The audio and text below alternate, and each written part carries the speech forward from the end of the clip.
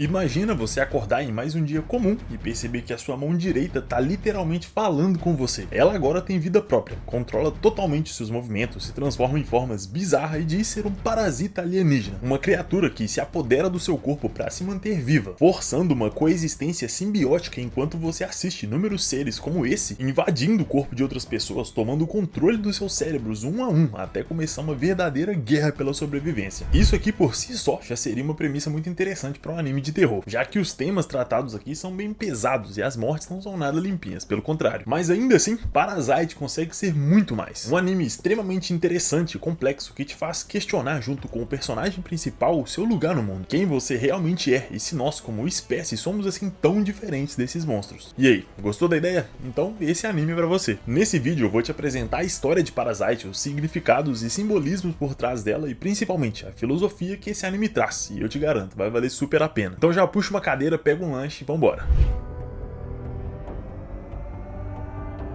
Parasite, ou Kiseiju Sei no Kakuritsu, um título que olhando assim parece até que eu sei falar japonês, foi lançado originalmente como mangá em 1988, mais velho que a maior parte de vocês que estão vendo esse vídeo. E ainda assim continuou fazendo sucesso até hoje, já que a obra já foi adaptada diversas vezes em 2 live actions em 2014 e 2015, no anime que a gente vai falar hoje que também saiu em 2015, e mais recentemente ainda em uma série também live action pela Netflix, agora em 2024. Ou seja, os caras realmente gostaram dessa história. Mas por que tudo isso? O que essa obra tem de especial? Então, bora começar. O primeiro episódio se chama Metamorfose, o que, convenhamos, é um título perfeito pro que vai acontecer daqui pra frente. Já que, como eu já spoilei no início do vídeo, o nosso prota, o Shinichi Izumi, vai acordar e descobrir que a sua mão direita foi tomada por um alien, que tinha como objetivo inicial tomar na verdade o seu cérebro, pra controlar o corpo todo, mas foi impedido de chegar até lá, e pra sobreviver ele decidiu se alojar por ele mesmo, na mão. Até porque, como dizem, mais vale um parasita na mão do que 2 voando. Ou será que é o contrário? O importante é que já nesse inicinho vemos os impactos desses parasitas tomando o controle de todo mundo. Uma das cenas mais bizarras desse processo é justamente quando um cara, até então normal, simplesmente devora a cabeça da sua esposa, o que deixa bem claro o quanto eles não têm nenhum tipo de problema em matar humanos para se alimentar. E isso acontece logo de cara para ser tipo um aviso de que esse aqui não vai ser um anime shonen com temas leves, tipo poder da amizade, discurso no jutsu e por aí vai. Aqui o bagulho vai ser bem mais sério. Ainda assim, depois desse início sombrio, vamos voltar a focar no Shinichi, que aqui é aquele estereótipo clichê de aluno do ensino médio japonês, tímido e pacífico, tanto que ele tem até dificuldade de se impor, a ponto de deixar as pessoas passarem por cima dele por conta dessa timidez extrema, o que também vai ser um ponto muito importante para o desenvolvimento do personagem ao longo da história, já que o parasita que tomou sua mão é completamente diferente dele, talvez até o oposto, muito mais frio e racional, que claro, tem a intenção de manter o Shinichi vivo como seu hospedeiro, ao mesmo tempo que ele não tá nem aí pro resto da humanidade, o que marca só o começo dos problemas entre os dois, já que essa relação vai mostrar cada vez mais a diferença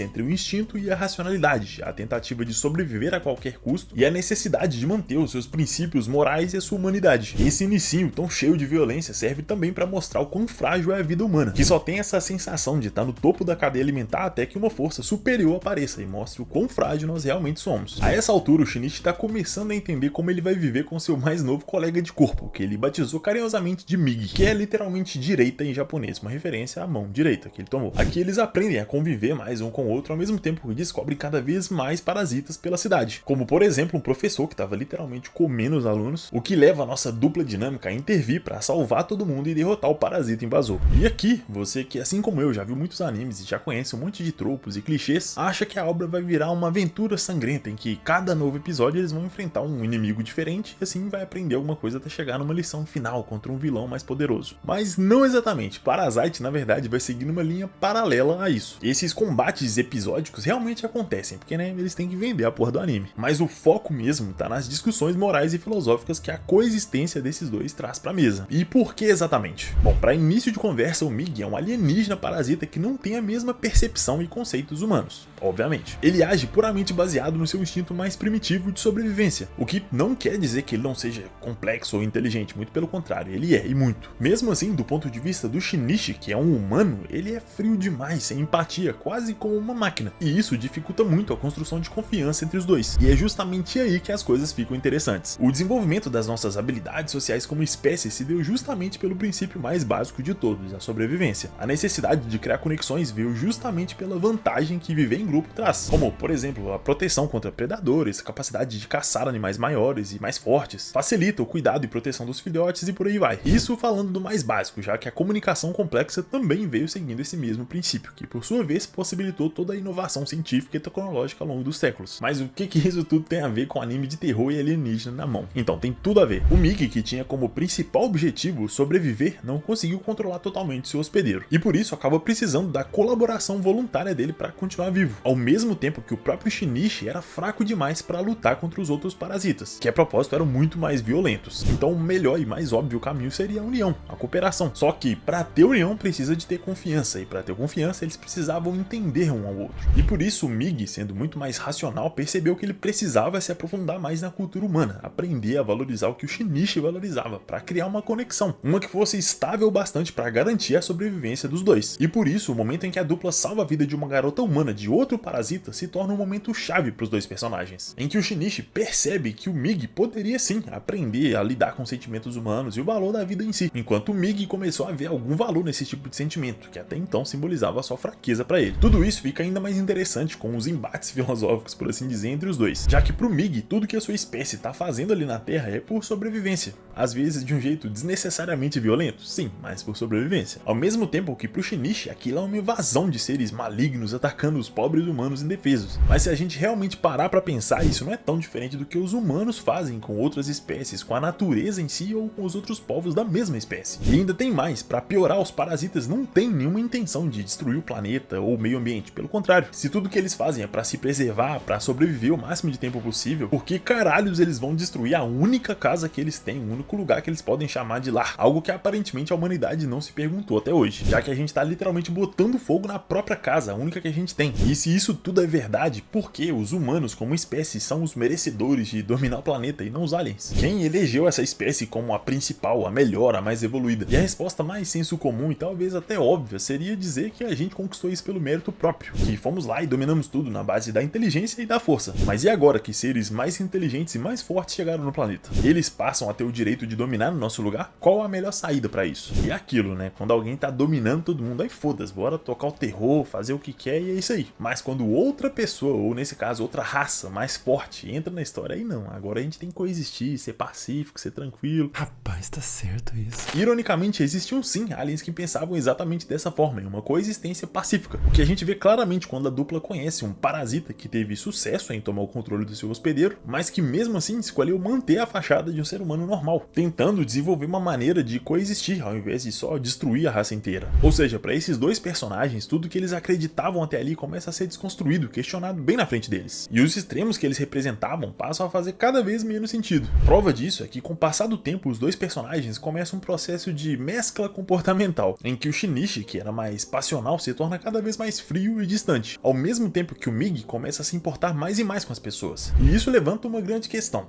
Essas mudanças, elas só aconteceram por conta de uma interação biológica dos dois, por eles estarem literalmente dividindo o mesmo corpo, ou simplesmente pela convivência, por estarem passando pelas mesmas coisas. Claro que tudo isso que eu tô contando é recheado de inúmeras lutas muito boas entre os parasitas, cada um mais bizarro e violento que o outro. Mas isso aí tudo você pode ver lá no anime em si, que é muito mais legal. Aqui eu não posso colocar muitas cenas, não dá problema, então vê lá depois e aí você me conta o que você achou. O ponto que eu quero que você entenda nesse vídeo aqui é que a cada luta, a cada parasita novo que eles enfrentavam, o Shinichi se sentia menos humano, como se ele estivesse realmente dando parte da sua humanidade pro Migi. E o ápice desse processo acontece justamente quando o Shinichi chega em casa e percebe que a sua própria mãe tinha sido tomada por um alien. Quando ele vê ela naquele estado, ele perde completamente a cabeça, se negando a acreditar que aquilo ali era real. No meio desse surto, ele acaba ficando contra o Migi, o que acaba atrapalhando a sua proteção. E com isso, o parasita que dominou a sua mãe consegue acertar um golpe exatamente no seu peito, perfurando seu coração no processo. O Shinichi realmente morre com esse ataque, o que obriga o Migi a se fundir com seu coração para tentar salvar a vida do seu hospedeiro, o que, apesar de muito arriscado pros dois, acaba dando certo e o Shinichi é revivido, mas completamente mudado pelo trauma. Não só pela própria morte em si, mas também pela morte da mãe, que naquele momento passou a representar toda a perda da sua antiga vida, de toda a realidade que ele conhecia. E aqui sim, isso acontece não só pelo efeito psicológico, mas também pelo efeito biológico, já que no processo de ressuscitação o Migi literalmente trocou células com o Shinichi, e por isso ele voltou dos mortos muito mais frio, mais forte e bem menos emotivo. Uma mudança que reflete diretamente na forma que ele lida com as suas perdas, seus traumas e principalmente na batalha contra os novos parasitas. Ainda assim, ele tinha pessoas com quem ele se preocupava de verdade, principalmente a Satomi, que desde o início foi importante pra ele. Imagina agora que ele perdeu quase toda a família. Ou seja, de uma hora pra outra, quase do dia pra noite, a vida do Shinichi mudou completamente, de cabeça pra baixo. Ele agora tá perdido no mundo e se sentindo cada vez mais sozinho e principalmente deslocado, já que ninguém até então é capaz de entender quem ele realmente é ou o que ele realmente é. Imagina só um moleque com um alienígena assassino parasitando a sua mão, alguém que passa o dia após dia lutando contra alienígenas comedores de gente, se afastando cada vez mais das pessoas ao mesmo tempo que se aproximam cada vez mais do Mig, literalmente um ser de outro planeta. Ele é monstro demais para as pessoas e humano demais para os monstros. E é exatamente por isso que salvar Satomi é tão importante para ele. É uma forma mesmo que simbólica de preservar o que sobrou de humano nele, de provar para si mesmo que ele ainda é um ser humano e não um monstro por completo. E é exatamente aí que vem um paradoxo. Um parasita muito mais forte é apresentado na obra. Gotou é um ser completamente diferente de qualquer outro. Ele é composto por 5 parasitas diferentes, cada um em uma parte do corpo, o que torna ele claramente uma ameaça para todo mundo, tanto para os humanos quanto para nossa dupla dinâmica aqui. Ao contrário da Reiko, aquela parasita que estava tentando coexistir com os humanos, esse aqui não, ele queria tocar o terror completamente, fazer da força dele uma arma de destruição em massa. E isso dá um contraste muito interessante com a forma de pensar de cada um, mostrando que cada um tem as suas próprias justificativas e motivações, e mesmo que estejam cada um de um lado oposto do pensamento, eles ainda se consideram certos, a ponto de sacrificarem literalmente tudo pelo que acreditam. O que fica extremamente claro no caso da Reiko, que sacrifica a própria vida para proteger um bebê humano, algo que vai completamente contra o seu princípio mais básico de autopreservação, já que num ponto de vista puramente lógico e racional não tinha nenhum benefício em morrer por um bebê humano. Que benefício que isso ia trazer para ela? E lembrando que quando eu falo ela, nesse caso eu tô falando do parasita que tomou o controle do corpo, porque da mente original humana dela não sobrou nada. E isso é tão chocante que faz o próprio Shinichi se questionar o que realmente significa ser humano, e mais ainda, a começar a aceitar essa nova versão dele mesmo como algo bom, entendendo que ter metade do corpo tomado por um alienígena super poderoso não necessariamente faz dele menos humano do que qualquer outra pessoa normal, e que na verdade o que define a sua humanidade é única e exclusivamente as suas ações. Toda essa mudança psicológica do personagem é colocada em prática no arco final da obra, quando Shinichi e o Mig precisam enfrentar não só a violência extrema dos humanos, quanto o próprio Gotou. De cara, eles precisam lidar com um líder político que também lidera uma facção de parasitas infiltrados na sociedade humana. Ele usava a sua posição de poder para abrigar inúmeros parasitas na prefeitura, o que acaba sendo descoberto pelo governo humano, que obviamente toma medidas drásticas para erradicar os parasitas. Essa atitude em si mostra o quão desesperados os humanos estão na tentativa de proteger a sua espécie, mesmo que para isso eles precisem usar de uma violência no nível extremo, uma violência que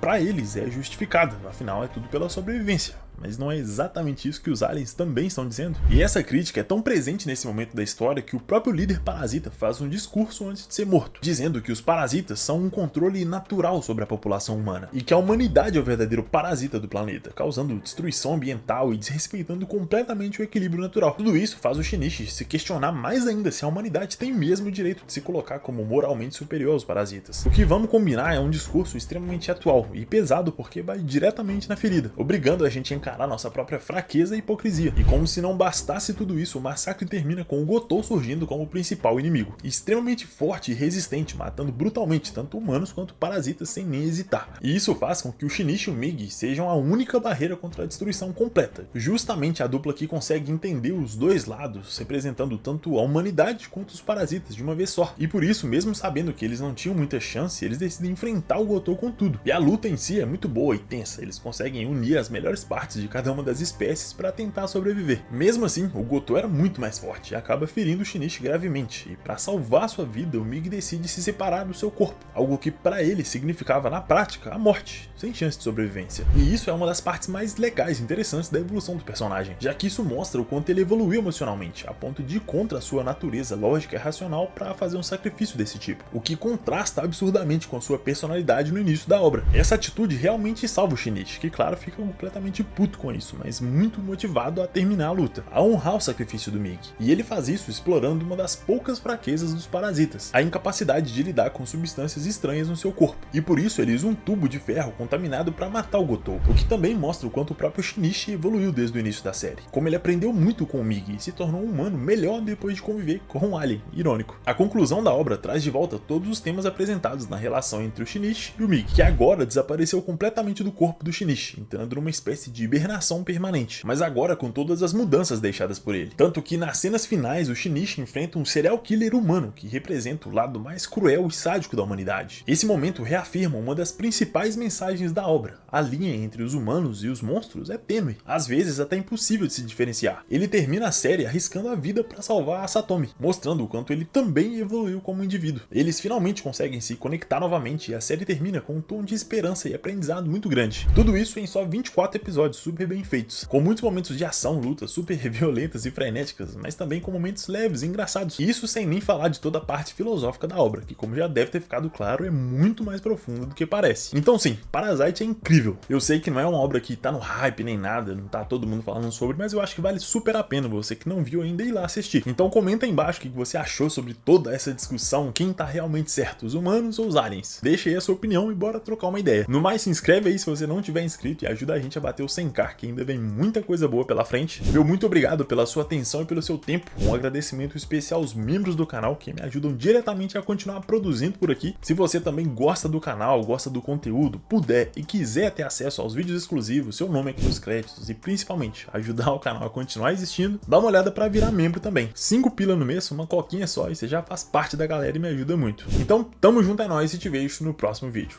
Valeu!